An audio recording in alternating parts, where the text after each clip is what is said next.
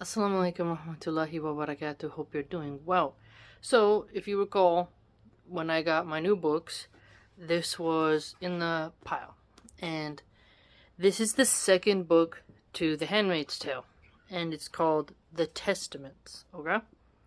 See?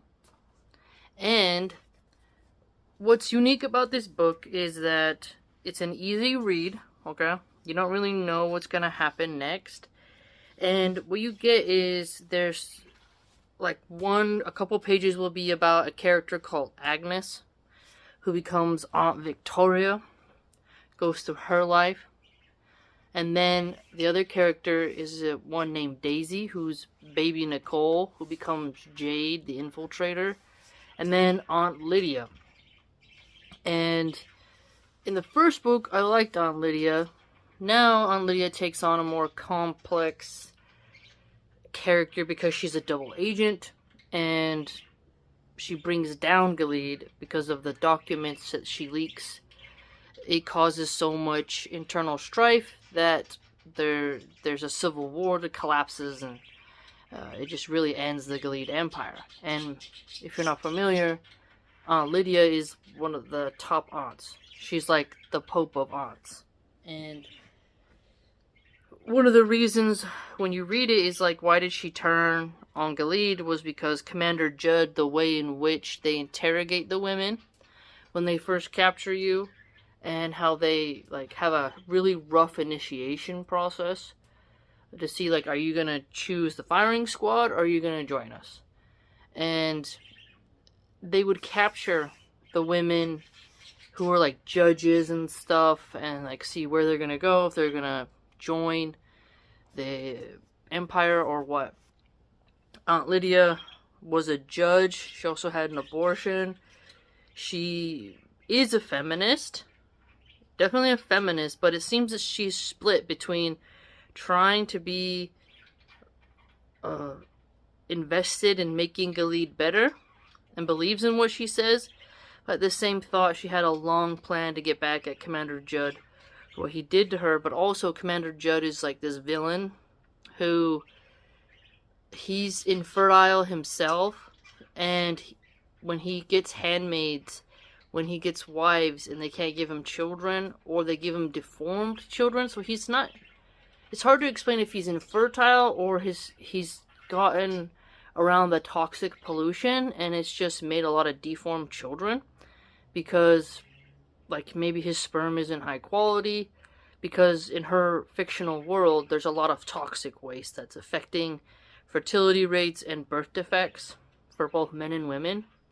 And it appears that every single handmaid and woman that comes in contact with him doesn't produce healthy children, and he poisons them, gets rid of them, because there's no divorce in Gilead. Divorce is illegal. So the only way out is for him to literally dispose of his wives and the handmaids. And some handmaids are passed around from house to house if they can't give a child to that family, so they go on to the next. But he starts poisoning, another character, Shumanite, and that's pretty intense. So he is a villain, and part of her wanting to take down Commander Judd is to kind of stop him. Although she could have just found a way to take him out, but I guess he's such high level, and he's really closely connected to the Eyes. The Eyes are like the Gestapo, the secret police, the surveillance state. They carry out interrogations and will drag you off to their version of a gulag. So she works with the underground Mayday female road revolutionaries, counter-revolutionaries, I guess you would call them. And she helps to smuggle in the girl named Daisy, who turns out to be baby Nicole. In the first book, baby Nicole was the child of a handmaid who was smuggled out of Gilead and sent to Canada. And then it turns out, spoiler alert, Agnes, who grew up in Gilead, is sisters with baby Nicole, aka Daisy. Okay, Daisy grows up on the outside world. She's she's a feminist. She's snarky, bit dirty, rebellious, against her adoptive family who's like sheltered her. She's like rebellious as in like she doesn't seem very grateful. She seems like to be a brat. And Agnes is very proper, good manners, feminine, and an overall good person. But Agnes and Daisy have different fathers, but the same mother. And the mother was part of the May Day Revolution, and Gilead is after her because they want to assassinate her. And they end up, in the end, reuniting with their mom. And I won't spoil all of it because, we're going to go in page by page. It's over 400 pages. And there's a lot here. What's fascinating is after I read, this book, I can definitely see the evidence that she's anti-Islam. And we'll get into that because she literally says it in the end. She says it. And when I read the first book, I had this feeling like the way she's talking about women, and she's definitely anti-Christian, but she's really used Islamic phrases and behaviors, and she's anti-polygamy. And a feminist being anti-polygamy but pro-female promiscuity is quite odd because you're encouraging women to sleep around and just abort the babies, get a cemetery, a spiritual cemetery following them. But, if a man has 4 wives that he takes care of and is responsible for, and those women only have intimacy with him and they totally consent and it's fine, this is somehow dystopian. She takes digs at the Mormons, okay? And this is in the end. She doesn't like patriarchal norms. She's like a very pro-democracy radical. And I'm trying to... She also... I remember I told you she's pro-J. So she says here that part of the inspiration of the book, was how the SS men were under Hitler. And then she mentions how Ayatollah Khomeini's slaughterhouse in the jails of Iran. She mentions the KKK. And she talks about the power and influence behind America's right, meaning the rise of the religious right. So everything I thought about this woman turned out to be true. And that's why textual analysis is one of my favorite things, because through the author you do see their personality. Because fiction does tell a story and it does reflect the author, regardless of what a writer will tell you. Now, here she says something against Islam. And she says, and this is a good headline, that the religious tensions Catholics say, hold on, I lost my spot.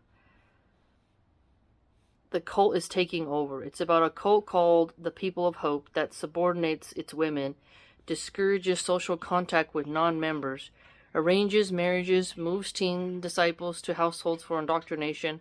Their treatment of women is very Islamic. It's a form of brainwashing. So she takes a dig at religious standards for women.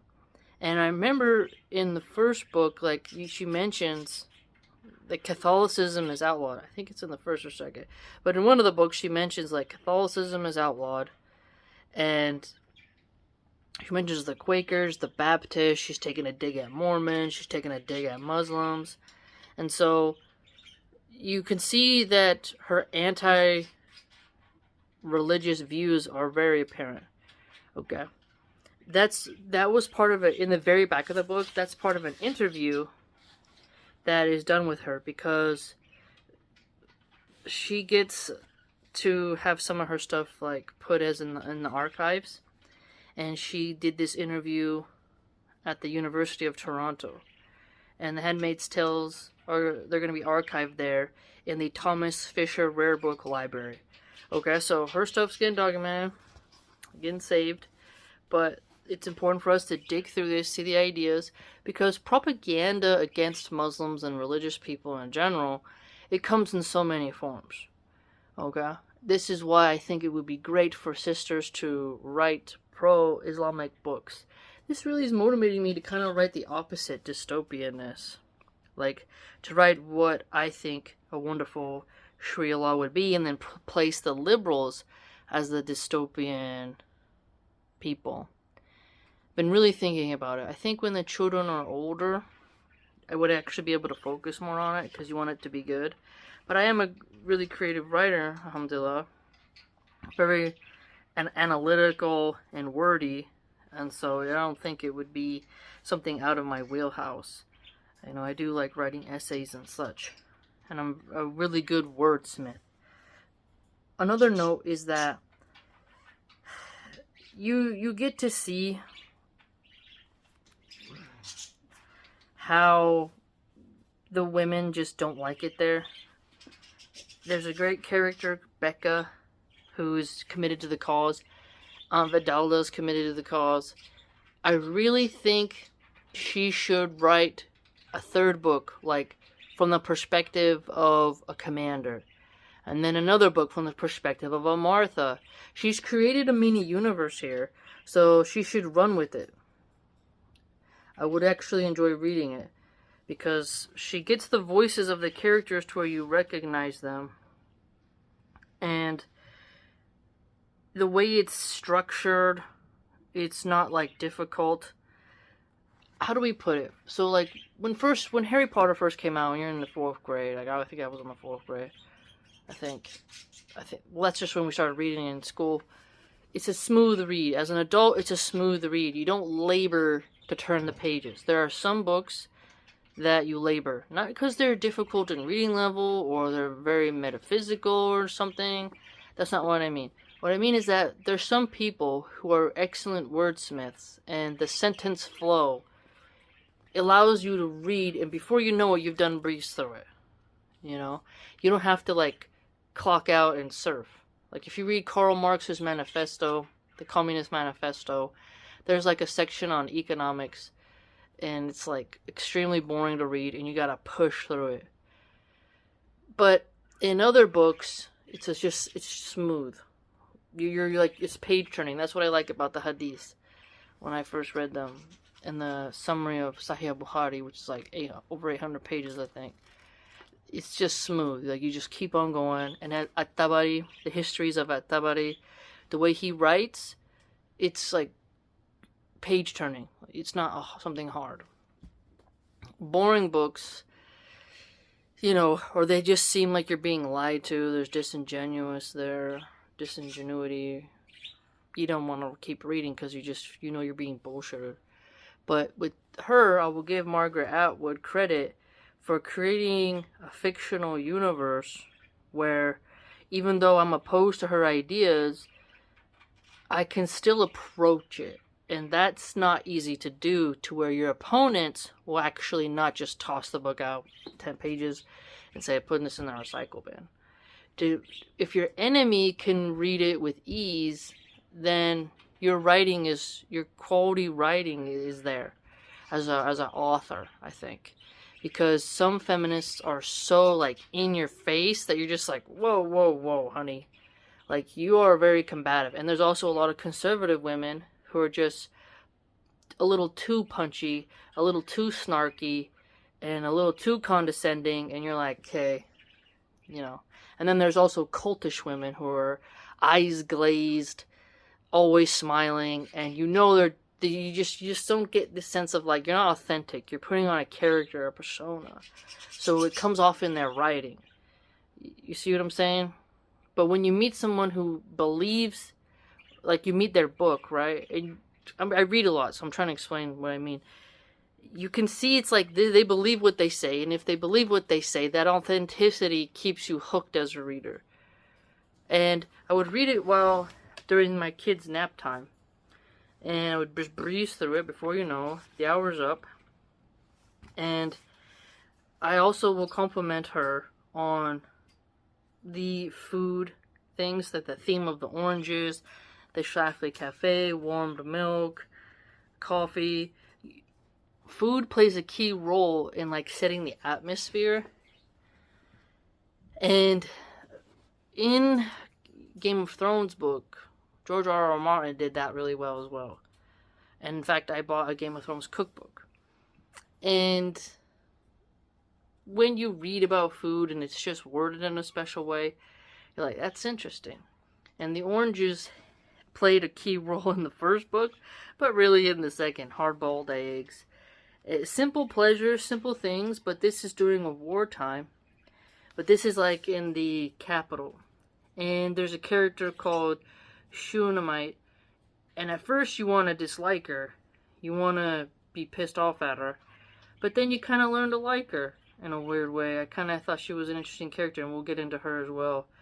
But there's an evil stepmom, Paula, which I thought was cool, because, I mean, who hasn't had an evil stepmom? Sorry. But I thought that was a great way of capturing what it feels like to have just a bad stepmom who doesn't have your best interests. And I won't get into everything, but subhanallah, it's an interesting story, this one. She really did more explanations of what is it about Gilead, and that helps. That really helps. It's important there's the characters also like Ada, Elijah, Neil, Melanie. You'll get into them later. Microdots, secret communications, how people get around. There's self-sacrifice as well by Becca, and that's really wonderful. Aunt Immortelle. It gets into a lot of mental health for women. You actually see this a lot, and you get to see the different spectrums of female personality in this book pretty well. You know, you really get to see a wide range of personalities, which makes great characters.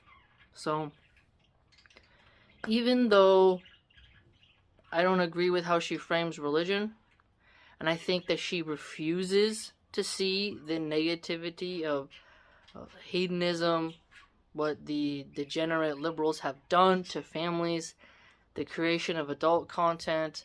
It's all the stuff that they've done with the sexual revolution. I'm a product of that. I'm a child of that. And just what it robs from you, and how it causes generational breakings, and how difficult it is to repair that. So, it's interesting to see a book become such a cultural phenomenon. Now, the thing I'm not understanding is the Handmaid is wearing green, and green is the color of the Marthas. I don't know why she wouldn't put it in red. The aunts wear brown. The only ones who wear green are the Marthas. And this book ain't about Marthas. So, I think color matters. But the green hair on the back, Baby Nicole, Daisy, does dye her hair green when she's trying to look rugged in order to be smuggled into Gilead by the Purgles. So, I get the green hair, but I don't, because like, okay, so the back would be Nicole, but this is a handmaid, so this would be their mom, who is a handmaid who gave birth to them. Agnes was never a handmaid. She grew up in a commander's household. She was part of the upper class, upper elite, and then didn't want to get married to Commander Judd and decided to become an aunt. So her uniform should be beige, the brown that they wear, beige, brown, tan, whatever shade that it is. But that's something I didn't get on the cover, so she should fix that. And she should, like I said, go more into the universe she created. Because it's really easy to frame all the commanders as evil. It really is. Really is. And I thought that was a bit lazy. Like, they're all evil. And all the women suffer. But like I said, feminists don't really care about male suffering. They have a myopic focus upon themselves because they're deeply selfish people. You know?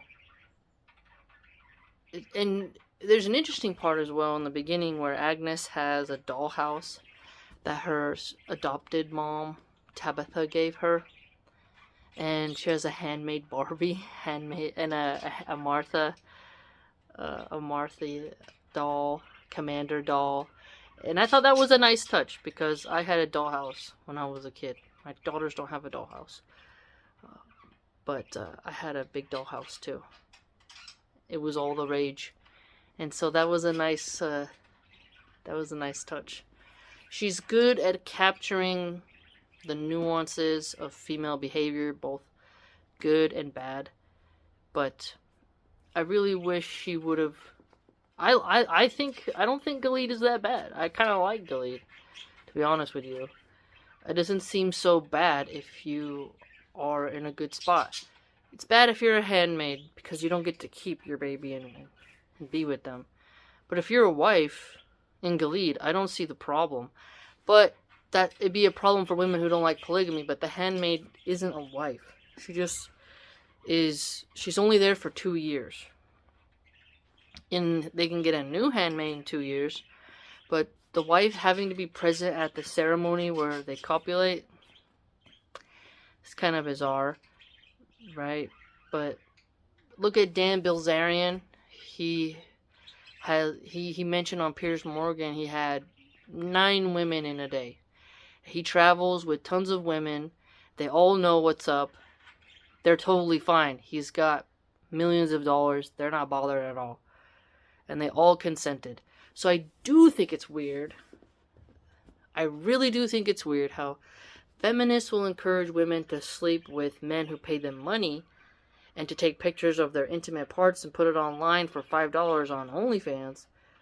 But if a woman decides to be with someone who has status and they don't get to be in a monogamous relationship, she only has the man, but the man gets to have multiple women, this bothers. Excuse me. This bothers feminists a lot. I just never understood that. It's worse for a woman to get passed around to really ugly loser men who pay her because she's drug addicted than for a woman to be a wife in Gilead, have 4 Marthas, 3 Marthas, even 2 Marthas who are like maids, and gets to have a beautiful garden. I mean, I don't really see the problem here. But again, it comes down to the mentality of you as a woman. If you're super jealous, then I guess that would be a problem, right? I guess that'd be a problem. Let me know what you think. We will do a book review, inshallah, of this book after we do The Handmaids. Maybe today I'll do a video of that. Depends how much time I have. I don't have very much time these days. But interesting. Take care. Please like, comment, and subscribe. And if you'd like to support my work, read more about what I write, you can go to my blog, which is www.subscribestar.com/MilahanArchive. Hope to see you there.